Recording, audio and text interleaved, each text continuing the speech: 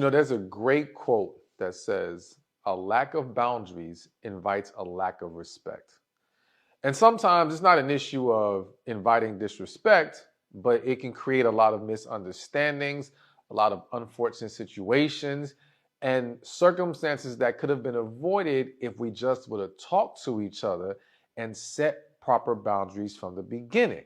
Now, some people have a tendency, might be you, I don't know, but some people have a tendency of assuming that other individuals should know this is a boundary, should know this would be a problem. They should know better. They're a grown man.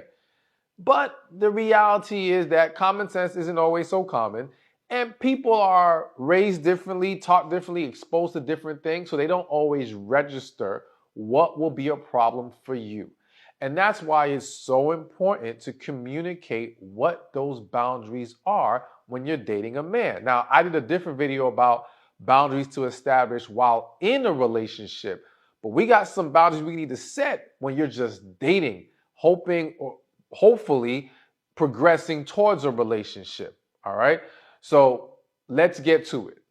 One of the boundaries you need to set, and this is really a boundary you need to first set with yourself, but you'll communicate with him as well, is how long you're willing to date without commitment. Now, I know this can be touchy for some people because they feel like, well, you can't put a time limit on these things, or a lot of women get antsy and feel uncomfortable having that conversation of asking, what are we doing? Where do I stand? Where are we going with this? Things of that nature, okay? And I understand it. However, it's the fear of having that conversation that gets a lot of women caught up in situations they either do not belong in or pretty much don't belong in, and letting it linger way longer than it should. And let's be real, the longer you remain in something, the harder it can get to break free from it. But let's start with the fact that you have to set this boundary with yourself first. As a woman, you got to be real with yourself. How much time, and not just time, how much interaction, the type of interaction, the type of investment overall can you give without becoming so attached that you're going to struggle to break free from this man if he's not for you? It's important to understand where that line is, because again, a lot of women, in hoping things are going to progress and hoping, even if things aren't looking amazingly well, hoping things get better or things feel good, even though in the back of your head, you're like, I don't really think he's it, but it feels so good, or maybe he's treating you better than other people have treated you. There's so many various reasons why a woman may try to keep giving it a chance or keep it pushing, even though no commitment is being given, right? Maybe you don't want to be alone. Maybe you enjoy the company, whatever. The point is, it gets to a point then where now you as a woman cross a line that it becomes so much more difficult to break free. And what could have been a 3-month or 6-month situation turns into 2 years, turns into 5 years, turns into pregnancies, all right? For some people, it can turn into a marriage, but usually a miserable one. Well, let me not say usually a miserable one, but if it's involving a man that deep inside you know is not for you, then yes, it is going to pretty much be a miserable one. So either way, it's about understanding that boundary for yourself so that you don't get too caught up. And notice I said investment. So it's not simply about, oh, I've been talking to him for 3-6 months. It's how much have you interacted in that time? It's what are you giving in that time? So for some women, that line that if they cross it, they become very attached or struggle to walk away might be financial investment. All right. I've seen situations where a woman is dating a man for a few months. They're still not committed to each other. And again, she's enjoying him and maybe she's well off, or she has resources. He falls on a hard time, asks to lend money. She lends it. He's not paying it back. And now her battle to walk away is not only whatever else is going on with her, because it's usually more than one thing, but now it's, I want my money. Like, I'm not letting this man just play me and not give me my money back. And now that becomes another unhealthy attachment. But then also going beyond understanding what your line is and where you have to recognize what's going to be a struggle for you, I do think there needs to be some kind of communication with this man at some point of what you're going to deem as like, we can't be doing this talking, dating phase forever. Like, what are we doing here? We're either going to progress to more or we're not. Because unfortunately, when you don't communicate these things, when you don't let it be known that you're not going to just stick around forever waiting for him to make up his mind, well, you're going to end up possibly dealing with a guy who will take advantage of that. Dealing with a guy who will drag things along. And yes, the guy may like you, right? But that doesn't mean he's prepared to commit to you and give you what you need. And if he's unwilling to do that, you got to recognize, all right, we can't go any further. And even if he says, well, I'm really into you, but I'm just not sure yet, or, I have fear of commitment. Okay, I'm not saying the man's lying in some situations. There are scenarios where men lack healing, fear commitment, genuinely do like the woman, genuinely do care about the woman, but they have a blockage that's getting in the way. But that's not for you to have to deal with and entertain. For you, it's simply, okay, I get that, I respect that, but he can't expect you to stick around, continue to pour into him, continue to show up fully in this dating experience when he has an issue he has not overcome. If anything, all right, you got to let him know. Go do your thing. Go get some therapy. Go get some coaching. Heal. Address it. And then if you find yourself ready to now be able to embrace more, we can have that conversation. But until then, you go your way, I go mine. So either way, setting that boundary of how long you are willing to date without commitment, as well as how much you can invest without feeling like you're going to get too attached to a man in a dating situation. All right, so another boundary you must set with men when dating is the type of or the level of intimacy you are willing to entertain. So you know what we're talking about, all right? And this can be a serious topic for many of you, is more specifically for those of you who are waiting till marriage, or at the very least, engaging in some level of abstinence for an extended period of time before you're willing to cross that line. And, let's be real. In the world of dating today, this is not me saying you should be crossing that line. It's just acknowledging the fact that many people do. Many people expect that to be part of the dating process. Right or wrong, that's how many are thinking right now. And as a woman, you got to, again, it always starts with you understanding and being real with yourself about what you are comfortable with, what you are generally okay with, because this is your decision to make, right? As well as being able to communicate in a healthy manner, and I'm going to tell you why I had to use the word healthy manner, how far you're willing to go with this guy so that there aren't any misunderstandings or expectations on his end that you're not going to fulfill. Now, let me say this. If you are going to be engaging in physical activity, I'm talking about, while in the dating phase, I don't really think that needs to be announced, right? I don't think you have to establish that if you're already open to that. Clearly, that can go with the flow how it is. But I do think that if you recognize that he is crossing or wants to cross certain lines in that physical intimacy that you are unwilling to cross, you got to be willing to talk about that. You got to be willing to state that so he understands.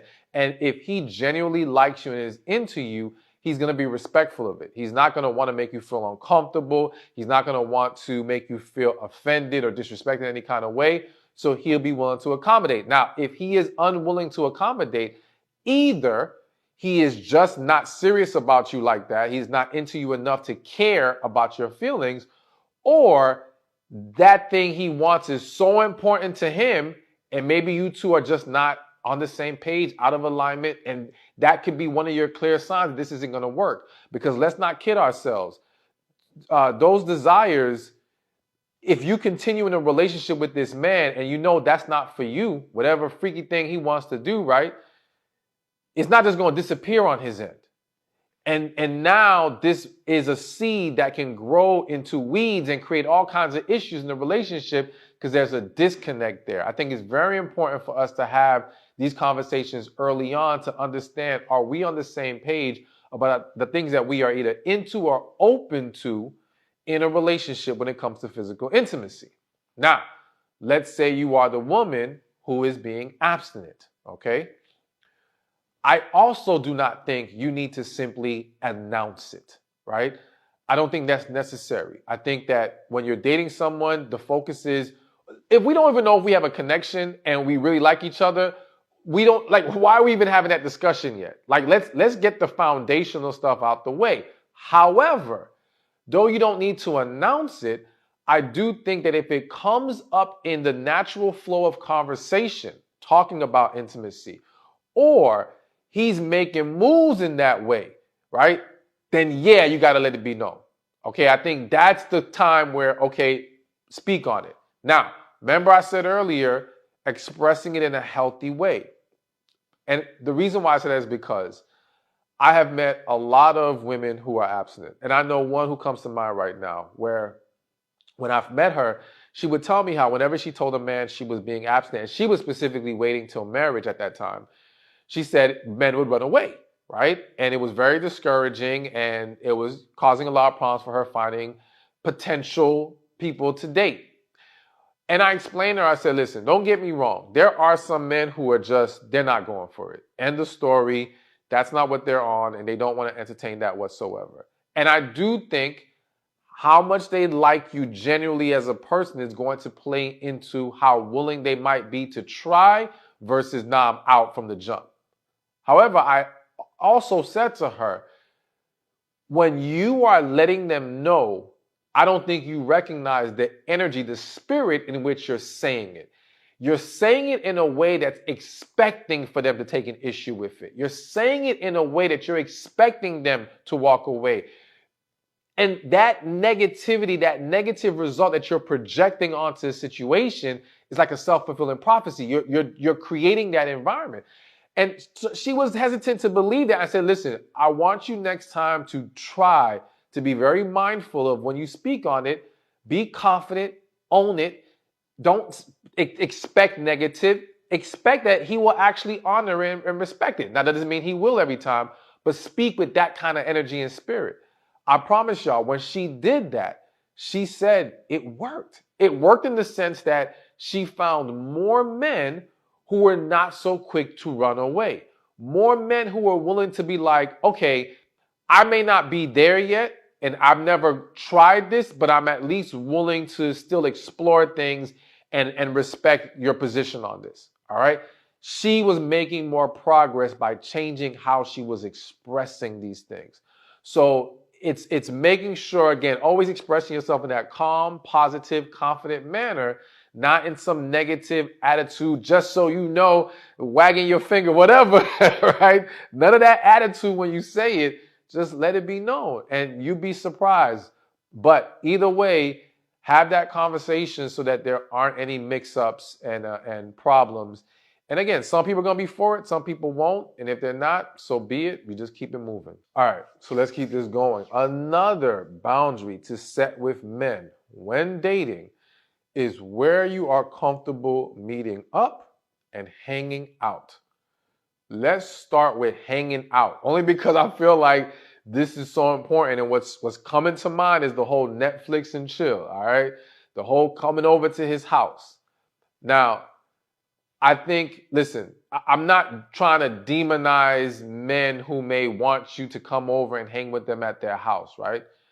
It's not about them being a bad guy because that's what they're suggesting. It's about you being honest with yourself about what you are comfortable with, right? As well as what environment is going to either be helpful or detrimental to your standards and what you're trying to accomplish. So, for example, if you're a woman who is being abstinent, right? You have embraced that path. Well, hanging out at his house late at night, that's not a good thing to do, okay? One, you're putting yourself in greater temptation. And even if you say to yourself, I can handle it, you putting him in greater temptation, all right? Don't make it hard for the man, because let me tell you something. Let me make it very clear. A man can tell you, I respect your position on abstinence. I want to get to know you. that doesn't mean his desire for you physically has gone away. And that doesn't mean that if he is put in certain situations that he won't be tempted to test the waters, to dip his toe in the pool, so to speak, right? Not because he's trying to be disrespectful, not because he just ignored how you felt and what your position is, but in that moment, it's like you love cake and now somebody's bringing this beautiful cake to you and you just want to take a little icing off and you might want to lick the cake, you know what I'm saying? Like, it's too tempting. So you really want to be mindful. So to me, and going back to also the whole meeting up when it comes to the whole abstinence thing, like I think dates during the day are healthier environments when we're dating and we're trying to wait. Again, not being at somebody's house. So you want to have these discussions, as well as the fact that as a woman, you've got to be honest and communicate up front how important dating, and when I say dating, actually going out to date is to you. Because here's the thing, for a lot of men, not all men, some men love going out, and taking you on dates is natural to them because that's what they already like to do in general. But there's a lot of men who love staying home and chilling. It ain't got nothing to do with he don't like you, he's not serious. No, that's just his thing, right? If he can have it that way, he's going to have it that way. But if he really likes you, if he's serious about trying to be with you, and you communicate the importance it is for you to actually go out somewhere with him and not always be in the house, then he will make that effort. Then he will actually make those things happen. And this is another one of those examples of don't assume he should just know better. Because you don't know if the last few women he dated were all okay with hanging out at the house, he may not understand that that's a real problem for you. And that's why I always say the way that you can tell how serious a man is not by what he just automatically does on his own. It's about how he handles when you express concerns and feelings. All right. Does he make the corrections? Does he now put in the effort? So the not going out, I see it happen a lot. And I'm going to be real with you. If you sat down with a lot of married women, they would tell you one of the complaints they have is their man don't take them out much. Because again, a lot of men just like being home, hanging out, relaxing. That's it. Very simple type of stuff. So it's important to have that discussion and not jump to any negative conclusions if he doesn't on his own, engage in those things. Now, before I continue, I just want to give you an opportunity to join my special coaching program. Go to receivingmyblessings.com or click the link in the description or in the comment section. It's going to help you tap into your feminine energy, meet more relationship-minded men, heal, walking your purpose, you name it. It's an amazing, transformative experience. So be sure to join today. Again, go to receivingmyblessings.com. All right, so let's keep this thing moving. Next boundary you need to set with men when dating is what is your stance on dating other people? Okay? So I think this is important to talk about because so many people have different positions on this. You have some people who believe you should be dating one person at a time. That's it. End of story. You got other people who believe you are single, or not even just you are single. You should, bottom line is, if you are not in a relationship, so I guess, yeah, if you're single, you should be able to date however many people that you want. And not just you should be able to, some people will tell you that you should. They will say, no, you need to have multiple guys you're dating at the same time. Now, here's my position first. I think you have to do what works for you, okay? Meaning, if you know you cannot handle properly evaluating a man because you're dating too many at once, you shouldn't be dating multiple men at the same time. If you know you're going to end up in this situation where you try to form a Superman by taking this piece of a man, that piece of a man, and put it all together. Like, he's good with the money, he's good with communication, he's good intimately or with intimacy, and so I'm just going to combine them all and have this full roster. And some of y'all might be already doing that. I ain't judging, but the point is that's not healthy, all right? Because that creates a situation where now one, you're blocking your ability to receive the man who truly is for you and can encompass all the things that you need, as well as it's very easy to now, it's a very messy situation or potentially messy situation. And again, it's just not conducive to what your true desire is. But if you can handle multiple men at the same time dating, and when you still be able to see things clearly, evaluate things, not get it caught up in these love triangles and drop them as you go and notice that they're not for you, cool. Because if you are when you're single, you are free to do as you please. However, this is about discussing it with that guy, because now we can sit here and say, well, you should be able to be free to do what you want, and you should be.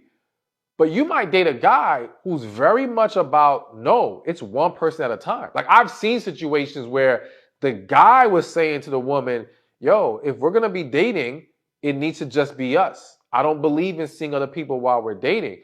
And so this is where, again, one, you got to be honest about what's more important to you, the ability to date multiple people, or if you are on the same page with this man about that. And again, it could be the other way around, where you're about, no, it needs to be one person, and he's like, no, I want to be able to date other people. One of the reasons why it's important to have this discussion is, one, the last thing we want is for you to be dating this man. Y'all never discuss this. And let's just say he's the guy that does think it's perfectly okay to have other people that you're talking to at the same time. You hear about him talking to this other woman, and now you take great offense to that because you weren't aware that he thinks that that's the way it should be done and would have been okay with you doing it. And now everything just blows up when we could have just talked about this early on. So it's important that we establish what we are okay with. Are we on the same page? Because if we're not, and this isn't going to work for us, because again, if you know you're the type of woman that is going to be very upset at the idea of this man seeing more other women while he's seeing you, right? And I would say, especially if you are entertaining or going to engage in physical activity, that's where it becomes even more of an issue. You don't entertain that when you know that doesn't work for you. Don't entertain it when you know that's going to be a problem. You got to have that discussion so that there's no misunderstandings. We're clear with what this is, and we can move forward on the same page. All right, so here's another important boundary you need to set with men when dating. And that is, what do you find as unacceptable communication, as well as the lack of communication? So, what I mean by that, first let's start with unacceptable communication. Again, different strokes for different folks. Some of you may find certain words, let's say cursing, right? Some of you may find that very offensive. You don't like it at all, right? The rest of you might curse like a sailor and don't care, and you don't mind, right? You want to discuss these things, because you might date a guy who's cursing like a sailor. And again, it may not be that he has a problem with not cursing if that's a problem for you. It's just that that's his default mode, right? But I know plenty of people, I'm gonna say even myself, where in one environment, I might curse like a sailor. Put me in a different environment, you'll never hear a curse word come out of my mouth. Or profanity come out of my mouth. So to me, there's a lot of people who understand time and place and how to manage that. Now, some of you may not even like the idea that the man is doing it anywhere. That's for you to decide how important that is to you. But the bottom line is, don't assume because he doesn't automatically communicate in the way that you prefer that that's like a red flag for you to just let him go. No, just talk about it, because those things can be very fixable for a lot of people. But we also have to talk about the fact that, listen, there may come a time where you guys disagree or get into an argument. And again, unfortunately, a lot of people come from very unhealthy backgrounds, and they don't understand what healthy communication is. And it's not that they don't understand it in a way that they want to be disrespectful to you. Like, it's not to be malicious. This is just what they think is normal, okay?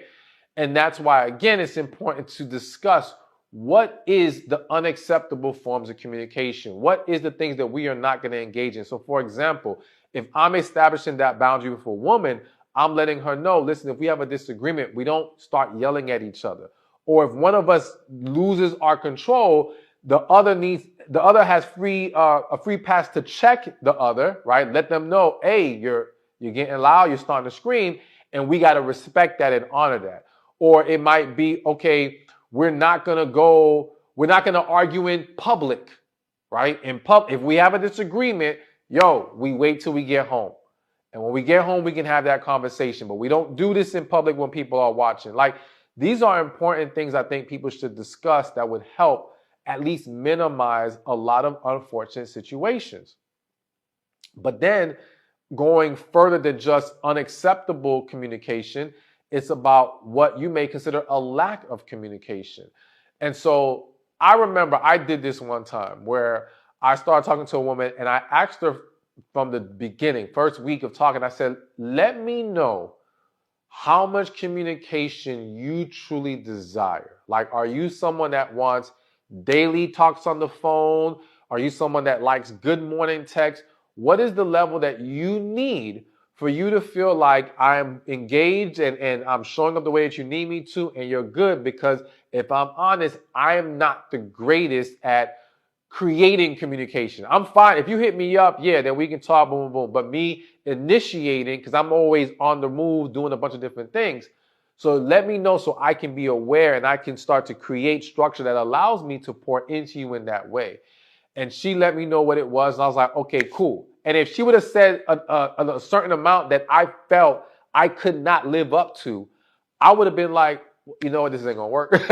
Like, I'm not gonna lead you to believe I can do this when I can't. Let's just cut it off right now.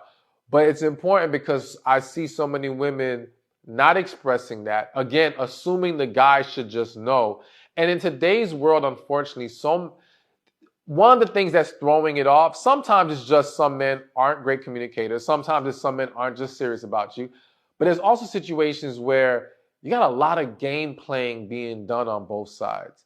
And so I see situations where, and again, not malicious in the sense of trying to hurt you game playing, but I don't want to be a sucker. I don't want to get played. So let me not call too much. Let me not overdo this. Let me give her some space here and there. Let her miss me. That kind of mentality thinking, that's the way to make sure this actually continues.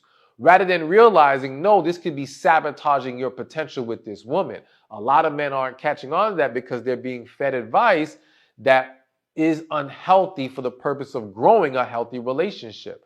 So that's why, but I think when you have that discussion with a man and he understands that and he does seriously like you and is genuine about trying to make things happen with you, then he will know from the jump, let me not go down that road and let's meet that standard of desired communication that has been discussed. All right, we got a couple more to go. And so another boundary that this won't happen with everybody, but it can happen, is discussing financial boundaries with men, okay? And more specifically, the reason why I added this to this list is because I've come across a lot of situations with women where they have found themselves in situations that they have given money to men, okay? Whether that be mainly lending money or, helping out with certain things and things of that nature. And to me, let me say this. If you're genuinely okay with it, and if things don't work out with this man, you're not going to feel bad about giving him, lending him, whatever that money, so be it. If the money you lend him isn't going to cause you to have an unhealthy attachment, you're prepared to walk away from that money if things don't work out and he doesn't pay it back, so be it. But if you know that's going to be a problem for you, do not do it. Now, I have a general rule. This is my general boundary with myself, is I don't lend money. I don't lend money in general for the most part. There might be some rare exceptions, but if somebody asks me, let me borrow $500, and I know I'm not prepared to lose $500 to you for whatever reason, right? But I'm okay with $250.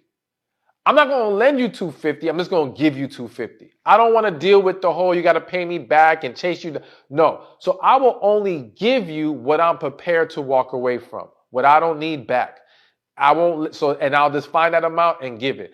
That gives me peace. You know what I'm saying? And it eliminates the messiness that can happen from lending amounts that you need back and you're going to worry about. So as a woman dealing with some of these men, because again, and let me say, this is an issue that I think happens more behind closed doors than some of you may realize. So some of you may not have gone through it, right? But you may not realize that your homegirl, your mother, your sister, whoever has, but they're not comfortable admitting that to you. They're not comfortable because they know you're going to be like, are you crazy? What was wrong with you? Whatever. So I hear about it being a coach, but some of you might be like, nah, this isn't happening. No, it's happening. Trust me, it's happening a lot more than you realize. But anyways, the point is, if it is you that, or if you find yourself in that situation, you want to discuss what you're okay with. You want to be open and transparent about what you're not comfortable with. And again, don't cross lines. It's going to create more problems. I don't think there needs to be a financial boundary discussion as far as what he's willing to invest. And I say that because, I'm very big on encouraging you ladies to tap into your feminine energy. And I believe that one of the pillars of being in your feminine is being open to receiving. All right. A lot of women, when they become very independent, they're used to just doing it all for themselves. They struggle with receiving, right? Somebody offers, nah, I got it. Nah, I'm good. Or they have this fear of, if I accept things from a man, he expects things in return. And then what happens is you end up blocking the guy who's actually genuine about him wanting to pour into you and give you things. And he's not looking for some return. Like he's doing it because he likes you or he cares or whatever the case may be. And he's okay with if not getting it back, whatever the case may be. And so it can throw off because it blocks, because people doing for you is their expression of love, like, desire, whatever. And when you are unwilling to receive, you're blocking that flow. Okay? So I think it's important to allow yourself as a woman to receive when a man is willing to offer and pour into you. Allow yourself to rest in your feminine energy, so to speak. And if the concern is, well, he's going to expect that you sleep with him or whatever the case may be. That expectation is a personal problem for him. All right. Because you ain't signed no contract saying, if you do this for me, I'm going to sleep with you. You didn't verbalize that. So if he jumps to that conclusion, that's on him. Now, if he then makes an attempt to make that happen, you have every right to say, no, I'm not comfortable with crossing that line. And that's it. If he said, well, I did all these things for you. Well, thank you. But I didn't ask for those things. And I did not promise any return of physical intimacy for these things. So you can't hold that to me. And at that point, he will expose himself as a man you don't need to deal with. That's it. But it's important to not then start to shut down and not receive because he started acting up. Because again, the next guy who's actually genuine and serious, you're going to block that and it could cause other problems. So all that to say, I don't think there needs to be a discussion about what his investment will be, but you do need to be honest about what you are comfortable with. All right, and last but not least, the other boundary you need to set with men when dating is spiritual boundaries, okay? Now, I'm not going to get too deep into this right now. I think I might need to make a separate video for this. But I'm going to say, one, understand that we live in a world that people are walking very different paths spiritually, okay? And there's a lot of people who may be exposing themselves to things or engaged in things that are in complete conflict with where you are spiritually or what your beliefs are, okay? There's certain things that don't mix with the God we serve. And so you have to be mindful of what you allow into your life. You have to be mindful of what you engage in. You got to be honest when you're dealing with someone who doesn't respect the boundary of trying to push you into practices or things that are out of alignment with what you need to be doing. All right. And it's important that you are praying. And even with the praying thing, if someone doesn't honor and respect the fact that you are someone that prays about things and goes to God about things, well, that's a boundary, that not even just a boundary, that just is a sign of, all right, we're not on the same page. We can't do this, right? But I think it's important to discuss these things because some people, again, find themselves getting caught up in very messy situations spiritually, okay? And don't know how to communicate, don't know how to address it properly, right? And even one thing, it's just coming to mind. I feel the need to mention this. It's hitting my spirit, right? Is even letting certain people in your house. Now, I'm not speaking right now of this specific man, but I can tell you my personal experience is when there have been people who have walked in my home and I say with absolute confidence, they brought certain spirits with them, all right? And I had to deal with it in very uncomfortable manners. Like, it ain't fun when people dragging in some stuff that you weren't expecting, okay? So you got to be mindful of that. And so maybe it's a matter of, okay, not that many of you may come across this issue, but like if they bring people with them one day to your house, like, yo, understand, I don't let everybody come here. This is my sanctuary, and spiritually I have to keep the peace here. So you gotta, let me meet this person before they come to my house. It might even be this guy. Like, don't be so quick to let any man just be up in your home when you haven't tested his spirit yet, when you haven't been able to see, okay, what's he into? What's he really about? Keep those dates outside the house. And then once it's like, okay, we're good, then we can move into letting him in the home. So something to consider. Like I said, I know I need to dive deeper and really break this whole thing down, but I just felt like it was important to add this to the list as a reminder to you.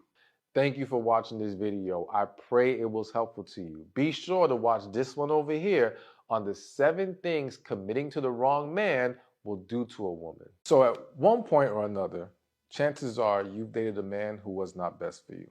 Flat out the wrong man. And if we're being real, some of y'all watching this,